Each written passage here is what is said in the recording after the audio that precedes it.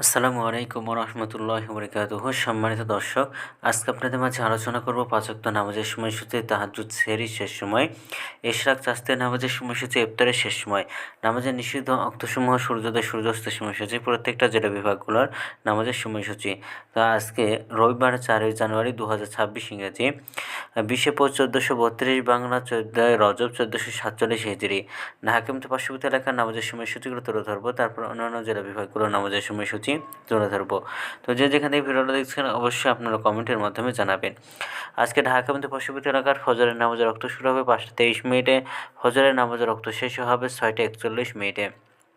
জোহরের নামাজের রক্ত শুরু হবে 12:07, শেষ হবে 3:47। আসরের নামাজের রক্ত শুরু হবে 3:48, শেষ হবে 5:07। মাগরিবের নামাজের রক্ত শুরু হবে 5:28, মাগরিবের নামাজের রক্ত শেষ হবে 6:45।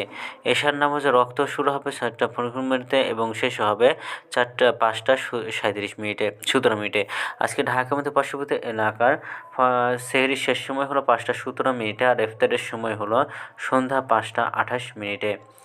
আজকের নফল নামাজের উত্তম সময় ইশরাকের রক্ত সকাল 6:56 থেকে 8:42 পর্যন্ত, চাস্তের রক্ত সকাল 8:43 থেকে 12টা পর্যন্ত এবং তাহাজ্জুদ নামাজের রক্ত উত্তম সময় রাত 10:16 থেকে ভোর 5:17 পর্যন্ত। আজকের নামাজের নিষিদ্ধ ওয়াক্ত হলো 3টার সময়, সকালে 6:42 থেকে 6:55 পর্যন্ত, দুপুরে 12:01 থেকে 12:06 পর্যন্ত এবং সন্ধ্যায় 5:08 থেকে 5:24 পর্যন্ত। এই সময়ের মধ্যে নামাজ পড়তে পারবেন না।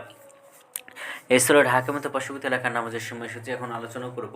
বিভাগীয় শহরের জন্য উল্লিখিত সময়ের সঙ্গে যেসব বিভাগের সময় আপনারা যোগ বিয়োগ করবেন তা হলো এই, অর্থাৎ বিয়োগ করবেন চট্টগ্রামে 5 মিনিট এবং সিলেটে 6 মিনিট কম করবেন ঢাকা মতো পার্শ্ববর্তী এলাকার নামাজের সময়সূচি থেকে, এবং যোগ করবেন খুলনাতে 3 মিনিট, রাজশাহীতে 7 মিনিট, রংপুর 8 মিনিট, বরিশালে 1 মিনিট বেশি করবেন ঢাকা মতো পার্শ্ববর্তী এলাকার যে নামাজের সময়সূচিটা রয়েছে সেখান থেকে এই কয়েকটা বিভাগে আপনারা বেশি করবেন।